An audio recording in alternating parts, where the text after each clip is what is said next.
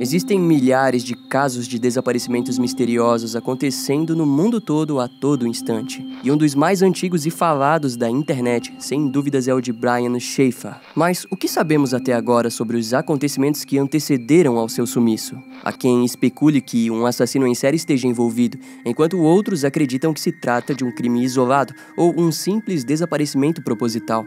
As teorias são variadas. Mas fato é que esses quase 20 anos do seu sumiço nos fazem revisitar o caso diversas vezes.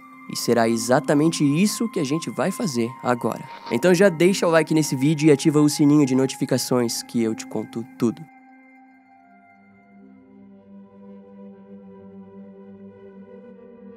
No momento do seu desaparecimento, Brian era um estudante da Faculdade de Medicina na Universidade Estadual de Ohio, na cidade de Columbus. Em março de 2006, ele enfrentava um momento cansativo, onde precisava estudar diariamente para os exames finais que viriam após as férias da primavera. Na sexta-feira do dia 31 de março, Brian saiu com o seu pai, Randy, para finalmente comemorarem o início desse momento de descanso de uma vida acadêmica. Para isso, eles foram até um restaurante, onde jantaram. Randy não demorou muito para notar o cansaço expressivo do seu filho, mas procurou não comentar muito sobre o assunto. Durante a janta, Brian contou que no fim da noite sairia com o seu amigo William Florence. Como pai, ele não achava que o seu filho deveria sair, e sim descansar, mas procurou não o privar de fazer o que desejava. Dessa maneira, por volta das 9 horas da noite, Brian se encontrou com William no bar Ugly Tuna Saloma, localizado no campus sul da universidade. Nas próximas horas daquela noite, a dupla se animou e acabaram indo de bar em bar, bebendo diversas doses de bebidas alcoólicas. Em um certo momento, Brian entrou em contato com a sua namorada, Alexis Wagner, que estava na cidade de Toledo, onde visitava os seus familiares. A conversa entre o casal foi normal, e logo após, Brian e o William continuaram a beber. Não fica claro se eles possuíam aquele costume, mas fato é que a última parada aconteceria apenas horas depois da meia-noite. Quando eles foram até o The Short North, uma área badalada da cidade de Columbus,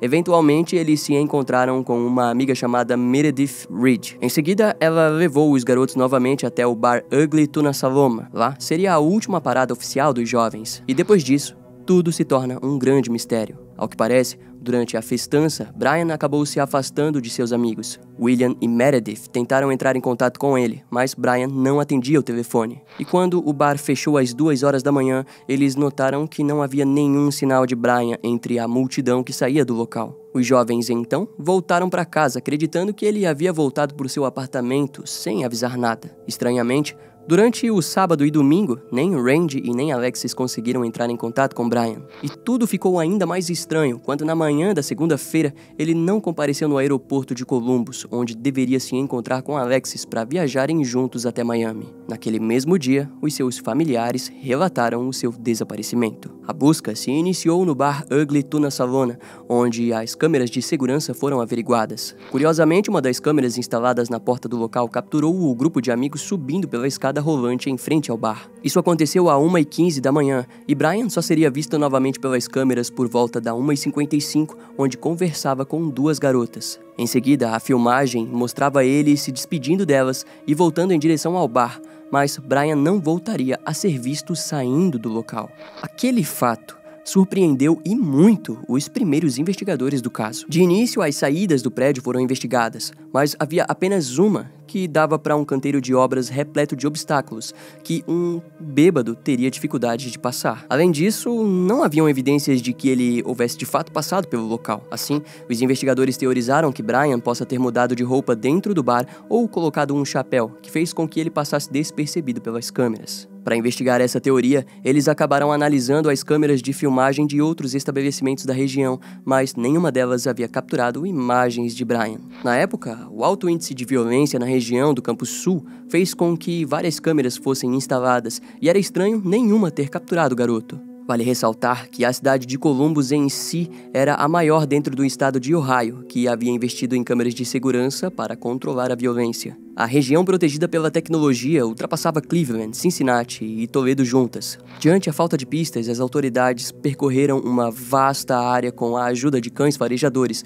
mas simplesmente não haviam vestígios do seu paradeiro. Becos, lixeiros e vários locais aleatórios também foram averiguados. Os detetives apelaram até mesmo para os moradores de rua, que não conseguiram dizer se haviam visto Brian pelas ruas. O último passo foi imprimir uma grande quantidade de folhetos com as fotos do garoto, que foram espalhadas por toda Columbus. Mais tarde, até mesmo os esgotos da cidade também foram investigados, mas nada foi encontrado. E quando o seu apartamento foi finalmente vasculhado, nada de estranho foi observado também. Na verdade, tudo parecia normal e aguardando a volta do rapaz. Era como se Brian tivesse sido retirado de sua própria vida, porque nada indicava que ele estava com planos de sumir. Além disso, o seu carro ainda estava no estacionamento do prédio e não demonstrava nada de suspeito. Assim, a falta de pistas fez com que a sua vida viesse a ser investigada. Será que tinha alguma coisa que o fizesse desejar sumir? Era isso que os detetives se perguntavam. Para eles, sempre existe algum motivo para as pessoas desejarem fugir. E na vida de Brian, não foi diferente. No começo do mês de março daquele ano, a sua mãe havia morrido de mielodisplasia. Pessoas próximas do garoto disseram que ele parecia estar lidando bem com a situação, mas sem dúvidas os familiares acreditavam que a perda estava sendo bem difícil para ele. Os investigadores, então, trouxeram a ideia de que ele tivesse dado um tempo para lidar com o luto. Nas semanas seguintes, aquilo apaziguou um pouco a angústia dos familiares, mas foi questão de tempo para todos os envolvidos no caso perceberem que ele não parecia ter desaparecido voluntariamente. E enquanto as buscas continuavam, Alexis, a namorada dele, não estava lidando bem com o caso. Todas as noites ela ligava incansavelmente para o telefone de Brian na esperança de que ele atendesse. Em um momento, ela jurou que o aparelho tocou 3 vezes, ou seja, alguém possivelmente estava com ele ligado. Mas, na maior parte do tempo, ele permanecia caindo na caixa postal, indicando o seu desligamento. As autoridades receberam centenas de dicas de pessoas que desejavam ajudar, mas nenhum avanço real era feito com aquelas pistas. Eventualmente, supostos avistamentos começaram a ser levados para os investigadores. De acordo com as testemunhas,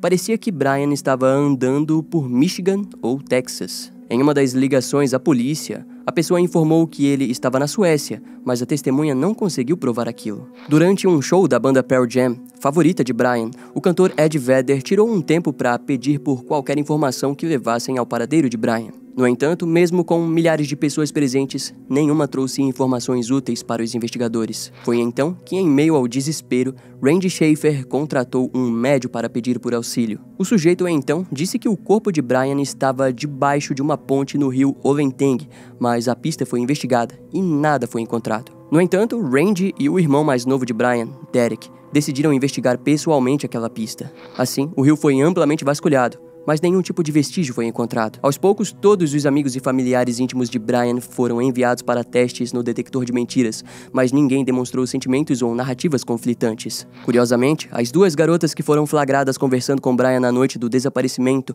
foram interrogadas intensamente, mas não foram chamadas para o teste do polígrafo. Quando William Florence foi chamado, ele passou sem grandes dificuldades, mas futuramente controvérsias surgiriam sobre o papel do jovem na noite do desaparecimento. Até lá, nos anos seguintes, as buscas continuariam com tudo, mas era como estar andando em círculos. Tudo o que sobrou para a família Schaefer era a esperança de que Brian retornasse de uma maneira ou de outra. Embora não desejassem o pior, eles estavam se acostumando com a ideia.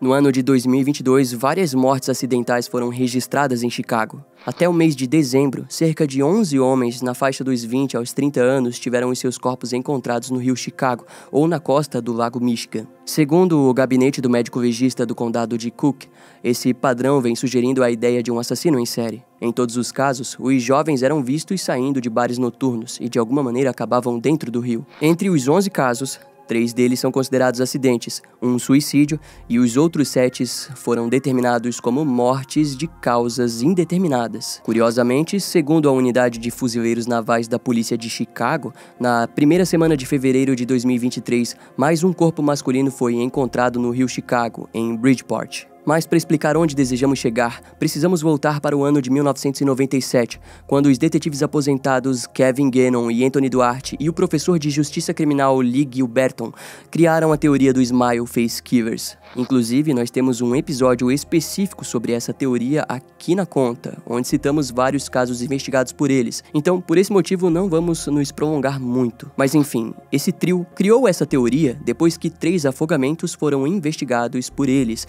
onde eles encontraram algumas peculiaridades, como o desenho de um rosto sorridente próximo dos cadáveres. Aquilo sugeria a ideia de que se trata de um grupo de assassinos em série assinando seus crimes. De acordo com a investigação desse trio, do final dos anos de 1990 até os anos de 2010, uma série de jovens foram encontrados mortos em vários estados do meio-oeste estadunidense. Em sua maioria, os casos foram listados como afogamentos acidentais, mas para eles sempre existiu algo a mais. Atualmente, a investigação desse trio já conta com 681 casos diferentes, e entre eles é possível também encontrar o de Brian Shaffer. Para eles, existe a possibilidade de que ele tenha se tornado mais uma vítima desse grupo. No entanto, diferente dos outros casos, o corpo de Brian jamais foi encontrado. O detetive Kevin Gannon explicou em uma entrevista que ele acredita que as vítimas são drogadas e sequestradas. Em seguida, passam por uma série de abusos físicos e mentais até finalmente serem mortas. Mas é muito importante ressaltarmos que ao decorrer dos anos, essa teoria tem sido criticada e até mesmo ridicularizada.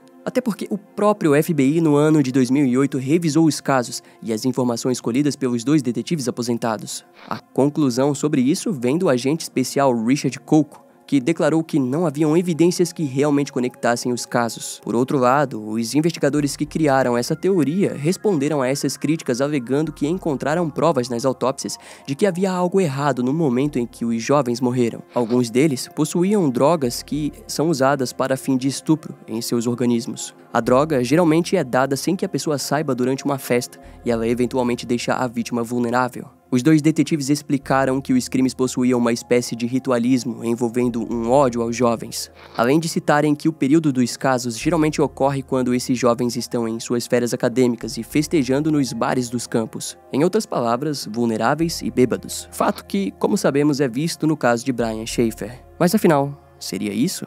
Teria Brian se tornado vítima de um grupo de assassinos em série? Bom, não temos a resposta. Apesar das chances serem muito baixas, a hipótese é curiosa. 2 anos depois do desaparecimento de seu filho, Randy Shaffer acabou se envolvendo em um acidente fatal. Ele estava no quintal de sua casa em Baltimore, limpando a bagunça que uma forte tempestade de vento havia causado quando um galho de árvore caiu e o atingiu, matando ele na hora. Diante o luto, um livro de condolências foi aberto online pelos familiares e um comentário inesperadamente chamou a atenção de todos. Uma pessoa deixou um texto dizendo: "Para o papai, com amor, Brian." À primeira vista, todos acreditaram que de fato era Brian. Contudo, as autoridades investigaram e descobriram que quem postou aquilo estava em um computador público no condado de Franklin. Assim, eles consideraram o comentário como falso. Após o ocorrido, o advogado do amigo de Brian, William Florence, entrou em contato com um investigador particular chamado Don Corbett. Naquela altura, William estava se negando a fazer o teste de detector de mentiras novamente, e o advogado estava convencido de que quem estava causando dor e atraso para a resolução do caso era o próprio Brian, que deveria ser achado o quanto antes. Ao mesmo tempo, o advogado defendeu William, alegando que no passado ele já havia feito o teste e não existia motivos para fazê-lo novamente. Entretanto, existem controvérsias sobre a verdadeira personalidade do sujeito. De acordo com os amigos de Brian, William nunca foi muito aberto sobre o caso desde o início. A própria Alexis Wagoner, por um tempo, acreditava que ele estava escondendo algo sobre o paradeiro do seu namorado. Porém, com o passar dos anos, ela disse estar ciente de que Brian provavelmente esteja morto. Conforme o tempo foi se passando, a polícia de Columbus compartilhou que ainda costuma receber dicas sobre o caso. No entanto, a maioria se provam serem pistas inúteis. Atualmente, o caso já possui 4 caixas de arquivos relacionados às investigações. Um dos antigos investigadores, André Edwards, disse que revisou as imagens da câmera de segurança vezes o bastante para ter 100% de certeza que Brian Shaffer jamais saiu daquele bar. No ano de 2019, a internet foi recheada por uma fotografia de um morador de rua americano no México que é realmente parecido com Brian. A foto foi encaminhada para o FBI, que analisou a fotografia através da tecnologia de análise de reconhecimento facial, mas confirmou não se tratar de Brian. Em março de 2021, a agência divulgou uma foto de como Brian pode estar nos 40 e poucos anos de idade, mais de 15 anos após o seu desaparecimento. O sumiço de Brian fez com que o seu pai, Randy, lutasse até o dia de sua morte pela tentativa de criar um projeto de lei para casos de desaparecimentos. E ele conseguiu, porque depois da sua morte, o projeto se tornou uma lei, garantindo mais esforços e recursos para casos como o do seu filho.